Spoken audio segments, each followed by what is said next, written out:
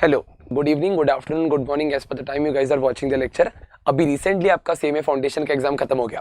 ठीक है, बहुत स्टूडेंट का रिक्वेस्ट था कि सर एग्जाम खत्म हो गया है, थोड़ा स्ट्रेस है, ट्रिकी पेपर आया था। देखते हैं अपनी पूरे सीरीज में, दैट इज ये लेक्चर में पूरा अपन देखेंगे कि पेपर ट्रिकी था, इजी था, प्रॉपर तरीके से इसका डिस्कशन करेंगे और आपके लिए एक एडवाइजरी सजेस्टेड आंसर की हम लोग लेके आए। So let's begin with that की। ठीक है, चलो। तो फर्स्ट क्वेश्चन आपका इकोनॉमिक्स के अंदर जो आया था, that is welfare definition of economics was being given bye home. तो पहली बात, वेलफेयर डेफिनेशन ऑफ इकोनॉमिक्स आपको मैंने लेक्चर में बताया था, बल्कि इसको याद भी कराया था। तो welfare definition of economics was being given by Adam Smith. तो answer would be in that case. Next, let's move to second one, which is not a characteristics of human wants. तो कौन सा इसमें से ह्यूमन वांट्स का characteristics नहीं है, देखते हैं। Human wants are satisfiable, yes. Next, human wants are limited, okay, इसको देखना पड़ेगा। वांट्स आर रिकरिंग, यस, अपनी वांट्स रिकरिंग होती रहती है। And wants are competitive. The correct answer would be not, बोला है ना कैरेक्टरिस्टिक्स, तो कौन सा हो जाएगा? Answer B would be the correct option. Moving है, dash elasticity refers to demand for a commodity in a relationship with the price of a close substitute. So in that case it would be a cross elasticity. So answer would be A option. Moving ahead, market potential is also known as dash demand. Market potential is also known as, एक बार देखते हैं अपने इसके options. तो A market, second B potential, C sales, answer D. Then the correct answer would be A option in that case. Next, The law of variable proportion was not propounded by. हाँ, अब basically अगर अपन देखेंगे ना, अपने क्या थे chapter, that is short run production function, long run production function, उसके अंदर अपन एक टॉपिक किया था, that is law of variable proportion. अगर अपन देखेंगे ये एमसीक्यू थोड़ा ट्रिकी था, क्योंकि अपने मॉड्यूल के अंदर मेंशन्ड है that law of variable proportion was being propounded by professor Alfred Marshall. ठीक है, बट बाकी दोनों का किसने, अभी क्वेश्चन क्या कैसे पूछ रहा है कि लॉ ऑफ वेरिएबल प्रपोर्शन किसने दिया नहीं था। इन दैट केस अगर अपन थोड़ा रिसर्च करेंगे तो लॉ ऑफ वेरिएबल प्रपोर्शन, पहली बात primarily it was being given by Marshall, also Benham ने एंड सैमुअल्सन ने, इन्होंने भी अपना कंट्रीब्यूशन इस लॉ के अंदर दिया है। एंड द करेक्ट आंसर जो कि John Maynard Keynes, that is Keynes ने, उन्होंने कोई भी कंट्रीब्यूशन इस एरिया में नहीं दिया। इन that case the answer would B option D, because ये पूछा लॉ ऑफ वेरिएबल प्रपोर्शन किसने नहीं दिया है। इन दैट केस अपना answer D would be the correct option. ठीक है, चलो, this question was one of the most ट्रिकीएस्ट, वही था वो। ठीक है, चलो, all the factors of production becomes variable in which run, that is long run. So answer would be C in that case. Next, dash cost is also known as variable cost, product cost, okay, fixed cost, historical cost, opportunity cost. तो answer correct होगा इस case में option A, the product cost is also known as variable cost. Okay, चलो आगे बढ़ते हैं। Dash cost is irrelevant with regard to future business decision. Future business decision के लिए इनमें से कौन सा कॉस्ट इररिलेवेंट है, दैट इज नॉट रिलेटेड है। तो in that case the correct option would be sunk cost. Nextly, under dash competition every firm will be of optimum size. Pure competition, okay. Perfect competition, monopoly, monopolistic, correct. तो correct answer would be B, that is perfect competition में generally the firms है वो optimum size के होते हैं। Clear है, आगे बढ़ते। imperfect competition is classified और imperfect market is classified into how many types? That is, अगर अपन imperfect market देखेंगे तो 2 types में classified है। अभी इसमें कितने types में classified है ये पूछा गया। Actually अगर देखेंगे market है, it is subdivided into 2 parts. That is, it is a perfect competition market and there is a imperfect competition market. अब perfect competition में तो एक ही आता है, that is perfect competition market itself, and imperfect के अंदर आते हैं अलग अलग प्रकार के। कितने आते हैं आ जाओ देखते हैं। पहला होता है उसके अंदर मोनोपोली, सेकंड होता है that is monopolistic competition, third होता है दैट इज डुओपोली, और फोर्थ होता है दैट इज अपना oligopoly. Hence the option in this case would be C. Moving ahead, oligopoly means single seller, no, it is a monopoly feature. Second, few seller, yes, and large number of sellers, नहीं, no buyers, नहीं। तो पहली बात, तो answer would be B in that case. Let's move ahead. In dash, seller is the price maker. अच्छा, seller price maker कौन से case में होता है? बेसिकली मोनोपोली में seller is the price maker and perfect competition में seller is the price taker. ठीक है, let's move ahead. 63, that is a king demand curve model of oligopoly was developed by Professor Sweezy. So answer would be C in that case. The market that state that all satisfies essential features of a perfect competition market except identity of the product is known as. ये कौन सा है? It is nothing but basically अगर आपके product का identity differentiated है, see all the features monopolistic competition आप सबको पता है, it has the combination features of both, that is perfect competition at the same time अपना monopoly. But in the case of monopolistic competition, the product is differentiated, hence the identity of the product is not known, and also in that case the product is differentiated from other firms in operating in a same or particular market. So in that case अपना जो question का answer हो जाएगा that would be option D, that is monopolistic competition. ठीक है, आगे बढ़ते हैं. In dash market, the firm has no definite demand count. Basically, in dash type of market ऐसा मतलब बोला कौन सा टाइप ऑफ मार्केट जिसके अंदर डिमांड का कोई बोलते हैं ना कि स्लोप नहीं है. अगर स्लोप है तो उसको डिटरमाइन नहीं कर सकते. तो ये तो ओलिगोपोली का फीचर भी है, दैट इज इनडिटरमिनेंट्स ऑफ डिमांड को. So option A would be the correct one. Next, the act of selling the same commodity at different price to different buyers is known as dash. अगर अपन देखेंगे इसका एकदम simple मतलब क्या है, price discrimination. Price discrimination का मतलब क्या है, selling same product to different consumer at a different price. So in that case जो अपना आंसर हो जाएगा would be differential pricing. Option B would be the correct answer. Moving ahead, penetration pricing is adopted by following.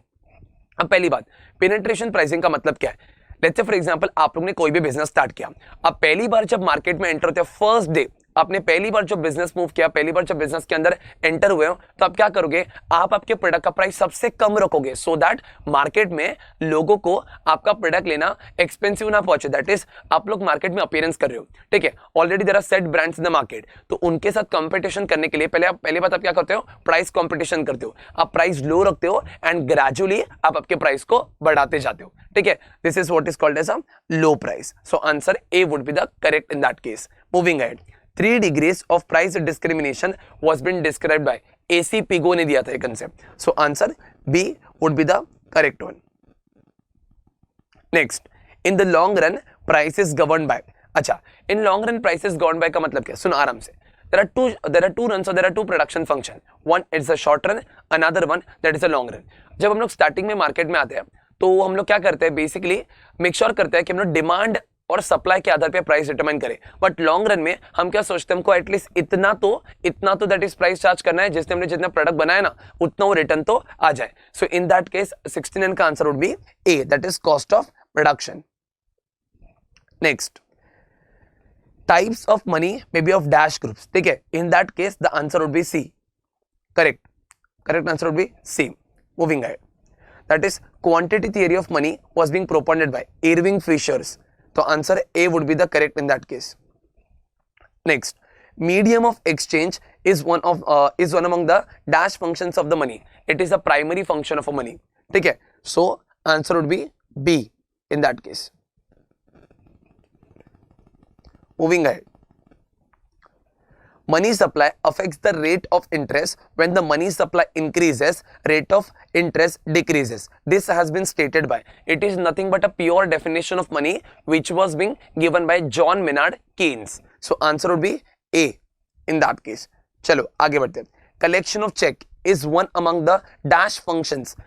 Bank के बहुत प्रकार के function होते हैं, जनरली प्राइमरी फंक्शंस होते हैं सेकेंडरी फंक्शंस. तो इस केस में कलेक्शन ऑफ चेक, बैंक आपके बिहाफ पे जाके चेक कलेक्ट कर रहा है, तो बैंक आपके बिहाफ पे एज अ एजेंट काम कर रहा है. So in that case the correct answer would be B. Next, RBI was nationalized in the year. बहुत से बच्चों ने गलत मार्क करके आए. I will tell you why. पहली बात मेरे को बताओ, आरबीआई कौन से ईयर में एस्टैब्लिश हुआ था, 1935 में. ठीक है, आरबीआई एक्ट कब पास हुआ था, 1934 में. और आरबीआई नेशनलाइज कब हुआ था, 1949 में. क्वेश्चन में पूछा क्या है भाई, इनकॉर्पोरेट हुआ है, नहीं. एक्ट कब पास हुआ है, नहीं. क्या पूछा है, nationalize. Yes, so in that case the correct answer would be RBI was nationalized in the year 1949. So the correct answer would be A. पक्का समझा क्या? ओके, बहुत से स्टूडेंट्स यहाँ पे कंफ्यूज होके आ गए. ठीक है, चलो.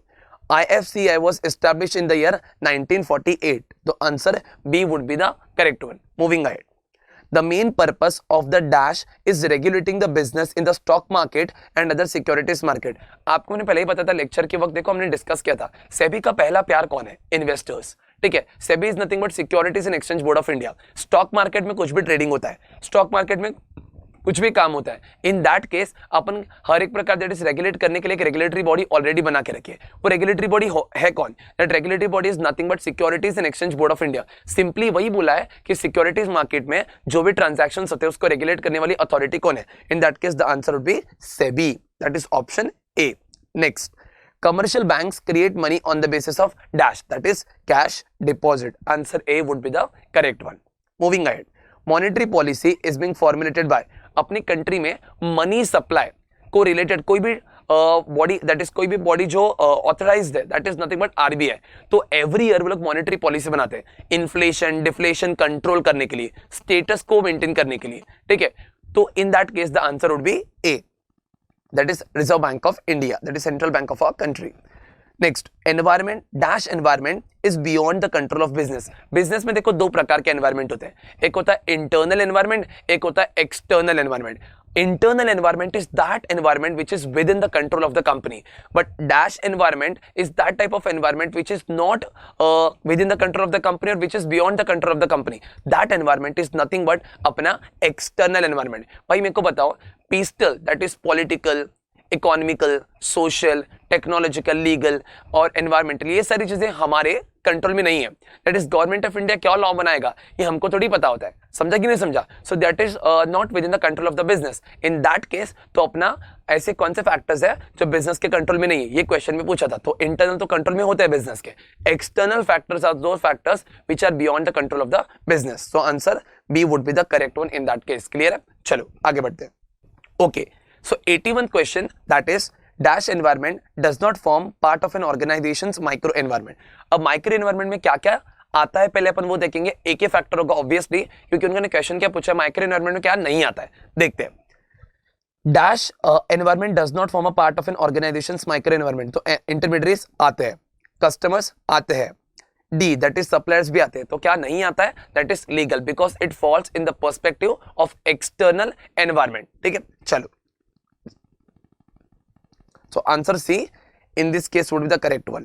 बाकी सारे भी एक्सटर्नल में आते हैं, बट फॉर दैट मैटर अगर अपन देखेंगे legal would not fall in the micro environment. बाकी सारे कहाँ पे आते हैं? मैक्रो में आते हैं, मतलब basically intermediates, customers and suppliers, ये सब आते हैं माइक्रो के अंदर, बट लीगल फैक्टर है वो आता है मैक्रो के अंदर। So for that matter answer C would be the correct one. चलो आगे बढ़ेंगे।